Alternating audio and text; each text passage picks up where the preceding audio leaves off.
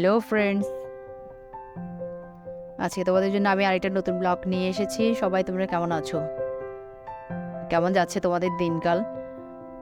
প্রচণ্ড তো গরম লাগছে। আসলে জ্যৈষ্ঠ মাস তো প্রচণ্ড গরমেই পড়ে, প্রতি বছরেই পড়ে, শুধু এইবার একটু ভিন্ন ধরনের, একটু অতিমাত্রায় গরম পড়ে গেছে। তো এই গরমে তো শরীর ঠান্ডা করার জন্য আবার বিভিন্ন মৌসুমি ফলও পাওয়া যাচ্ছে। আম, জাম, লিচু সব পেকে গেছে, এখন সব কিছুই বাজারে পাওয়া যাচ্ছে।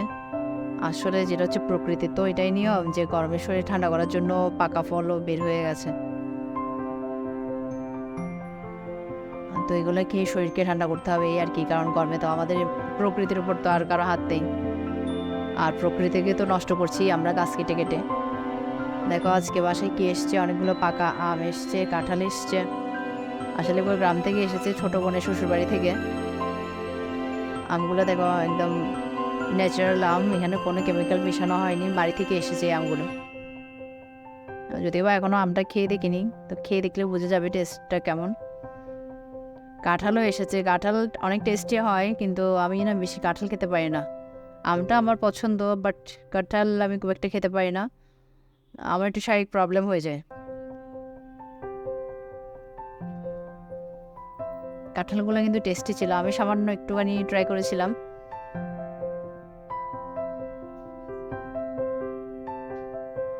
ইদানিং দেখছি যে আমার মেয়েও একটু একটু কাঁঠাল পছন্দ করছে, ও একটু একটু খেতে চাচ্ছে, আগে কিন্তু একদম খেতোই না।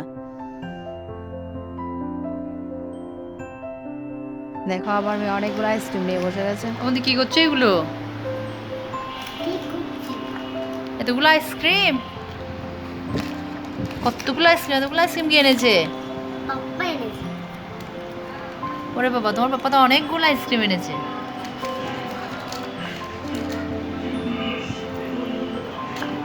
এগুলো কার জন্য এনেছে? সব আমার। সব তোমার? সব তোমার জন্য আনে নাই মনে হয়। না, ছোট বাচ্চা কি এতগুলো আইসক্রিম খেতে পারে বলো? হ্যাঁ না, ঠান্ডা লেগে যাবে, টনসিল বেড়ে যাবে। সবার জন্য এনেছে মনে হয়। তুমি খাবে যে সবগুলো কাউকে দেবে না? দিব না। সবার তো গরম লাগছে অনেক। শুধু আমার মাকে দিব। তোমার মাকে দিলে কি অন্যরা কি হা করে যেয়ে যেয়ে দেখবে? আমি সবাইকে দিব, দুইটা দুইটা করে। দুইটা দুইটা করে, এদিকে বলছো একটাও দেবে না, আবার বলছো দুইটা দুইটা করে দেবে।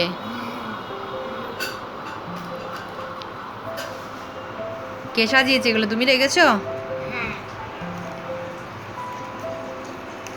আইসক্রিম পছন্দ তোমার? তোমাকে তো ডাক্তার আইসক্রিম না খেতে বলেছিল।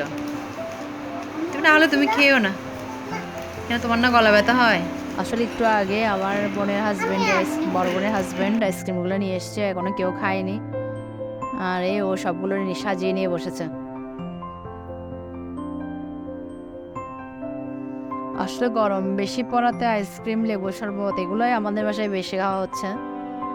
আমাদের বাসায় বললেও ভুল হবে, মনে হয় সবার বাসায় এগুলোই খাওয়া হচ্ছে। স্যালাইনও খাওয়া হচ্ছে।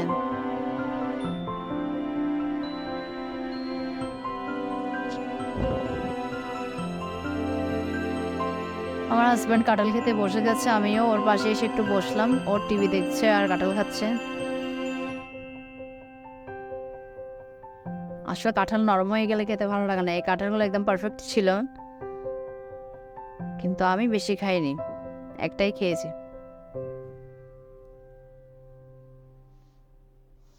কাঁঠাল খেতে কারা কারা বেশি পছন্দ করে জানিও তো। আর কাঁঠাল দিয়ে অবশ্য পিঠাও অনেক বানানো যায়, অনেকে পিঠা টিঠা বানিয়ে খায়। আমরা অনেককে দেখেছি ভাত দিয়েও খেতে। আমার ঠাকুমাকে দেখেছি মুড়ি দিয়ে কাঁঠাল খেতে। আমার ঠাকুমা মুড়ি দিয়ে কাঁঠালের রস দিয়ে খেতে খুব পছন্দ করতো।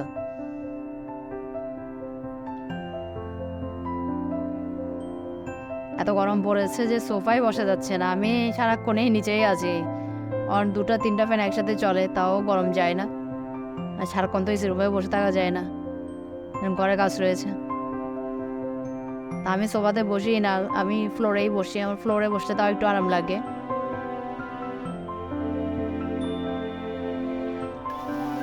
আজকে বাজার থেকে প্রচুর প্রচুর মাছ এসেছে, দেখে আমার মনে হচ্ছে যেন এটা নেমন্তন্ন বাড়ির বাজার এসছে, এতগুলোই মাছ এসেছে। তো ভাবলাম যে তোমাদেরকে একটু দেখাই কি কি মাছ এসেছে।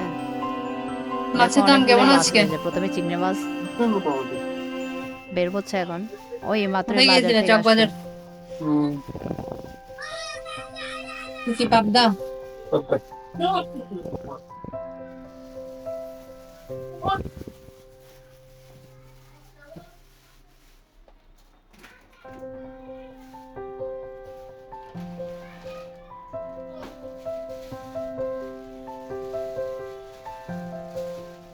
এটা কি? কাতলা, রুই মনে হয়। রুই মাছ।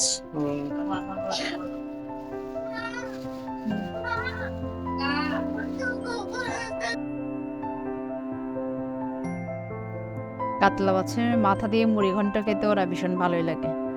এমনি মাথা খাওয়া হয় না, এগুলো মুড়ি ঘন্ট রান্না করলে সবাই চেটেপুটে খেয়ে নেয়। তো আমাদের বাসায় মাথা দিয়ে মুড়ি ঘন্টই রান্না করা হয়।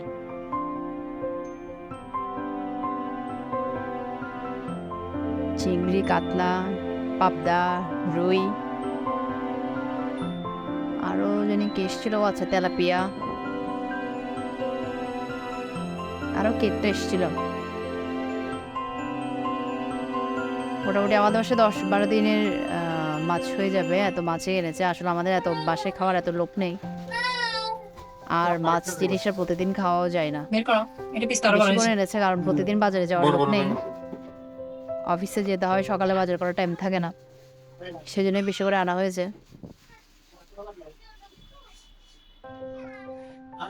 সবগুলো মাথা দিয়ে একটা মুড়ি ঘন্ট করা যাবে। তো ফার্স্ট দেখতেই পাচ্ছ অনেকগুলো মাছ এসেছে, তো এগুলো এখন ধুয়ে ফ্রিজে রাখতে হবে। কারণ না ধুয়ে রাখলে আবার রান্না করার সময় তাড়াহুড়ো হয়ে যায়, তাড়াতাড়ি বের করে ধুয়ে রান্না করার টাইম থাকে না অফিসে যাওয়ার আগে, যেহেতু আমাদের রান্না করে ফেলতে হয় সকালে। তো এখান থেকে কিছু কিছু মাছ ধুয়ে রাখতে হবে। তো আজকে ভিডিওটা আমি এখানেই শেষ করছি। যদি ভালো লাগে লাইক কমেন্ট শেয়ার করে দিও। যারা নতুন ভিউয়ার্স রয়েছো, আমার ভিডিও দেখছো কিন্তু এখনো সাবস্ক্রাইব করে নাই, তারা প্লিজ চ্যানেলটাকে সাবস্ক্রাইব করে দিও। আজকে এখানেই শেষ করছি, পরের ভিডিওতে আবার দেখা হচ্ছে। সবাই ভালো থেকো, সুস্থ থেকো, টাটা।